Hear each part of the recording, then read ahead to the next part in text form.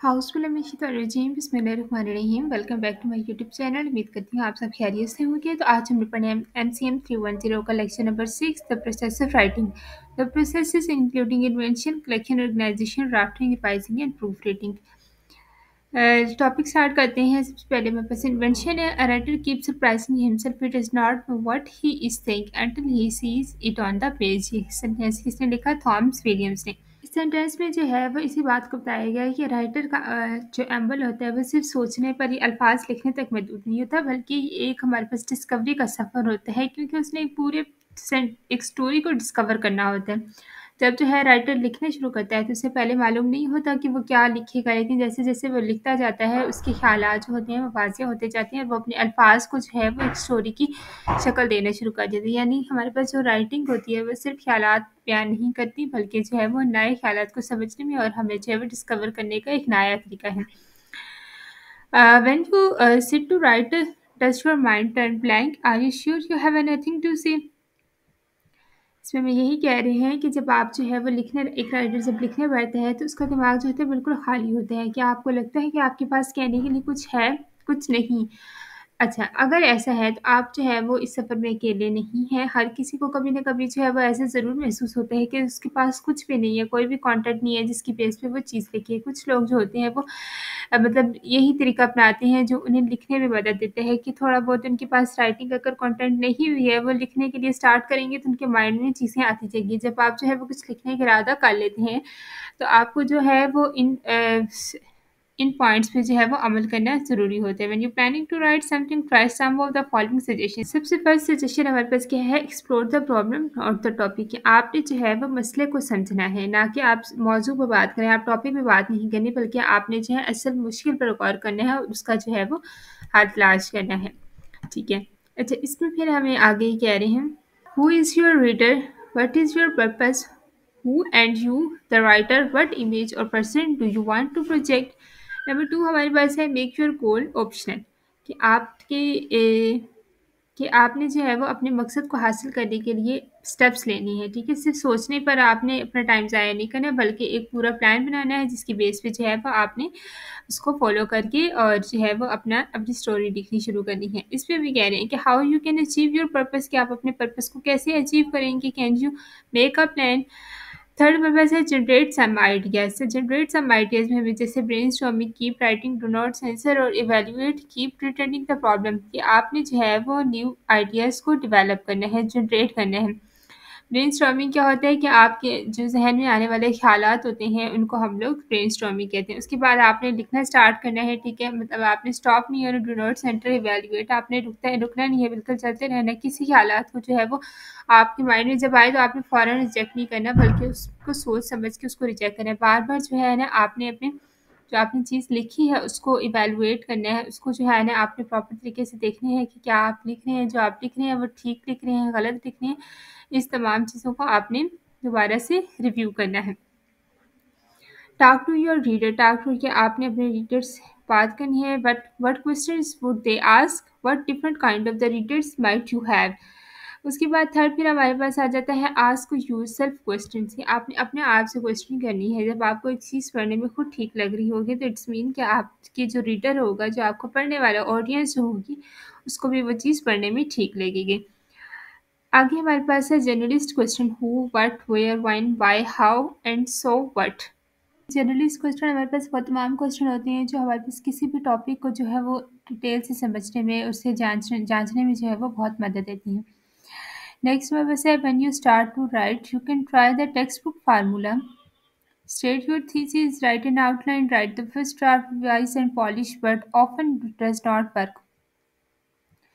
इसमें भी कह रहे हैं कि जब जो है आप कोई भी टॉपिक लिखना शुरू करते हैं तो आप जो है वो ये वाले फार्मूले अपनाएं, मतलब ये मेथड्स अपनाएं। आपका जो थीसिस है उसको आप एक्सप्लेन करें, डिटेल से उसको लिखें। ठीक है, आउटलाइंस बनाएं उसकी, मतलब लाइंस, इंपॉर्टेंट आउटलाइंस होती है कि जो इंपॉर्टेंट पॉइंट्स होती हैं ना उनको आपने हाईलाइट करना है। उसके बाद आपने जो है वो फर्स्ट ड्राफ्ट अपना लिखना है, और फिर जो आप जो लिखें उसको प्रॉपर तरीके से रिवाइज करें ताकि आपको समझ आए कि कोई चीज़ आपकी गलत तो नहीं है उसमें। लेकिन ये जो तरीका है ये हर बार जो है काम नहीं आता, मतलब सम टाइम ऐसे होता है कि आपको अपना मेथड चेंज करना पड़ता है। Instead you can try one और more of these strategies. Ask your friend what your purpose is for writing about the subject. अच्छा, इसमें जो है इस पूरे टॉपिक में हमें जो है वो एक होटल फूड के बारे में बता रहे हैं। अब इस होटल फूड के बारे में जब आप लिखेंगे तो आपने ये देखना है कि आप जो है अपनी ऑडियंस को क्या बताना चाह रहे हैं, किस चीज़ के मतलब होटल के बारे में तो आप बता रहे हैं, लेकिन आपकी जो है वो राइटिंग का मकसद क्या है। Do you want to reader to pity your because of the intolerable food you can have to eat there कि क्या आप जो है ना उनको फूड्स के बारे में बता रहे हैं कि यहाँ का फूड अच्छा नहीं है, मतलब आपका पर्पस क्या है, आप किस उसका बारे में मतलब खाने के बारे में लिखना चाह रहे हैं कि आपके जो यहाँ इस जो होटल का फूड है उसकी सर्विस अच्छी नहीं है या उसके जो है वो बनाने का तरीका अच्छा नहीं है, आपका पर्पस क्या है। Do you want to analyse large scale institutional cooking कि आप जो है वो ये मतलब इस इंस्टीट्यूशन में बनने वाले खाने का तज्जिया कर रहे हैं, उसको डिस्कस कर रहे हैं, किस वजह से जो है ना आपने उस होटल वाली इसके बारे में लिखा। Do you want to compare university hotels first food to the service at the hotel too, मतलब क्या आप उसको कंपैरिजन कर रहे हैं कि होटल वन और होटल टू को जो है आपस में कंपेयर करके बताना चाह रहे हैं।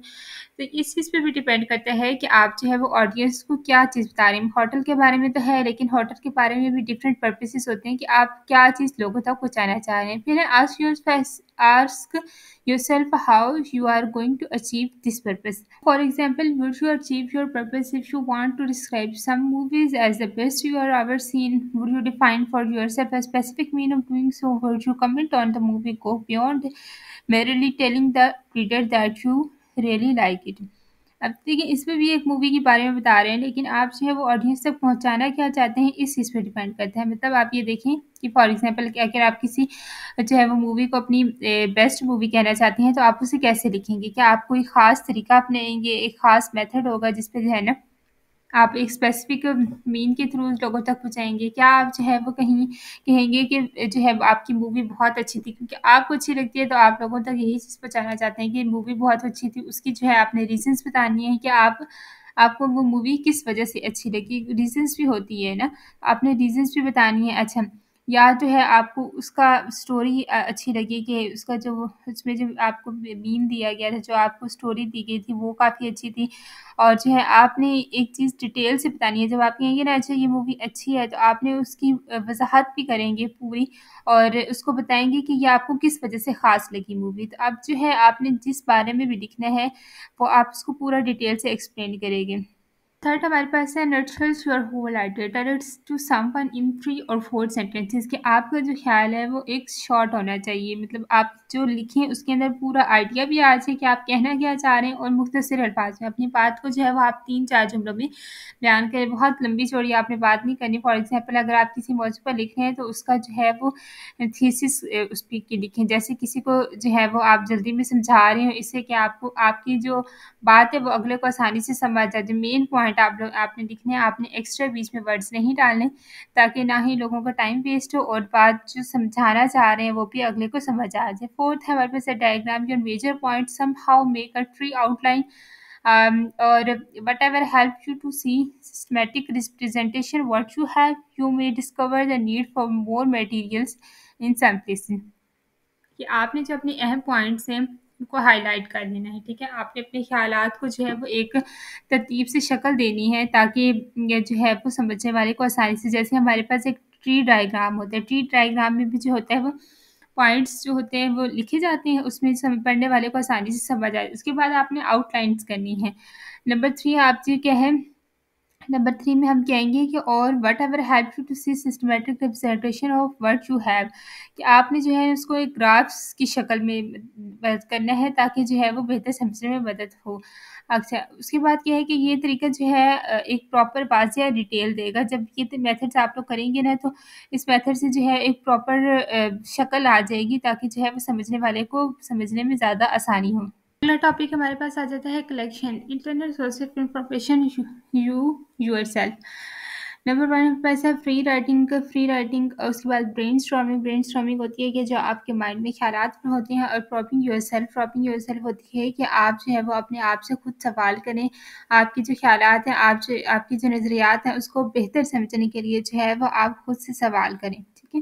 प्रॉपिंग योरसेल्फ में मैंने आपसे सबसे पहले बताया what does x mean, definition मतलब एक्स मीन डेफिनेशन उन्होंने बताई भी है कि आप डेफिनेशन आपको पता है, जो एक छोटा सा इंट्रो होता है उसको हम लोग डेफिनेशन करते हैं। What are the various feature of X, description होगी। What are the component part of the X, simple analysis आपने करना है कि टॉपिक क्या है। What is how is X made और डन, ये हमारे पास है प्रोसेस एनालिसिस हमारे पास होती है। किसी काम को जो है वो स्टेप बाय स्टेप करना और उसे समझना जो है हमारे पास प्रोसेस एनालिसिस कहलाती है। उसके बाद है कि how should x be made और डन, डायरेक्शन एनालिसिस में हमारा यही होता है कि किसी काम को जो है वो करने के तरीकों को स्टेप बाय स्टेप समझना, यानी कि एक तरतीब से करना और उसको समझना। What is the essential function of x, functional analysis है किसी चीज़ के काम करने का जो अंदाज होता है, परफॉर्म करने का अंदाज, वो फंक्शन एनालिसिस कहलाता है। What are the cause of X, ये हमारे पास है कॉजेज एनालिसिस, किसी वाक़ये के पीछे जो है जो छुपी वजह होती है, ठीक है, कि उसकी किसी वाक़ये की वजह क्या थी, वो हमारे पास जो है वो कैजुअल एनालिसिस कहलाती है। What are the consequences of X, ये भी हमारे पास जो है वो कैजुअल एनालिसिस कहलाती है। What are the type of X, classification है, क्लासिफिकेशन आपको पता है जो टाइप्स होती हैं उसको क्लासिफिकेशन कहते हैं। हाउ इज एक्स लाइक और अनलाइक, ये है कंपैरिजन करना, कि मवाजना करना। What is the present status of X, ये भी हमारे पास क्या है कि कंपैरिजन है। What is the significance of x, interpretation हमारे पास होती है कि ये जो है किसी बात या चीज़ के मतलब को तफसील से हम लोग जो है डिफाइन जब करते हैं तो हमारे पास इंटरप्रिटेशन कहलाती है। उसके बाद नेक्स्ट हमारे पास है ये what are the fact about X, ये हमारे पास है रिपोर्टेज को हम लोग कहते हैं किसी वाक़ये या हमारे पास जो कोई न्यूज़ होती है उसको जो है तफसील से रिपोर्ट करना हमारे पास रिपोर्टेज कहलाता है। How did x happen, narration हमारे पास है कि किसी हमारे पास स्टोरी या कोई वाक़ये वगैरह को तरतीब से सुनाना। फिर नेक्स्ट हमारे पास है what kind of person is X, characterisation या प्रोफाइल हमारे पास है। व्हाट इज हमारी personal response to X, reflection हमारे पास है किसी बात पर सोचना और उसका जो है वो मीनिंग निकालना, मतलब उसका रिजल्ट निकालना हमारे पास रिफ्लेक्शन कहलाता है। What is the memory of X, reminiscence, reminiscence हमारे पास है कि आपके पास जो पुरानी यादों या वाक़यात को जो है आप जब दोबारा दोहराते हैं तो हमारे पास रिमेनी सीन कहलाता है। उसके बाद क्या है कि what is the value of x, evaluation है। इवैल्यूएशन किसी चीज़ को जो है अहमियत या अच्छाई या बुराई को जो है जब आप जाँचते हैं, इवैल्यूएट करते हैं तो बस इवैल्यूएशन कहलाता है। What is the essential major point of feature of X, ये है उसकी समरी बयान करना। समरी होता है कि एक चीज़ को जो है वो आसान अल्फाज में आप उसको तफसील से बयान करते हैं। What case can be made for और अगेंस्ट, यानी कि परसुएशन है कि किसी को जो है अपनी बात मानने पर जो है आप कायल करते हैं, उसको मादा करते हैं कि वो आपकी बात माने, तो वह बस अब परसुएशन कहलाते हैं। Adopt for the Jacqueline Bars 20 questions for the writer. इसके बाद हमारे पास आ जाता है listening. For examples holidays, your topic and you list out the point to consider, के पॉइंट्स उन्होंने बताए हुए हैं। आपने हॉलीडे के बारे में लिखना है, गुड और bad holiday, school holiday, family holiday, holidays abroad, plan and preparation और स्पेशल मेमोरीज, यानी कि तमाम टॉपिक्स उन्होंने दिए हैं। आप लोग इसमें से जो है वो किसी भी टॉपिक पे जो है वो डिटेल से लिख सकते हैं। उन्होंने ऊपर तमाम मेथड आपको बताए हुए हैं कि आपने जो है वो कैसे कैसे जो है वो इसको को जब भी कोई टॉपिक आप लिखेंगे तो आप उसको जो है वो कैसे कैसे पूरा डिटेल से एक्सप्लेन करेंगे। तो ये था हमारे MCM 310 का lesson number 6। I hope so आप लोगों के लिए लेक्चर हेल्पफुल रहा होगा। अगर आपको वीडियो अच्छी लगे so like share and subscribe my channel. Thank you so much.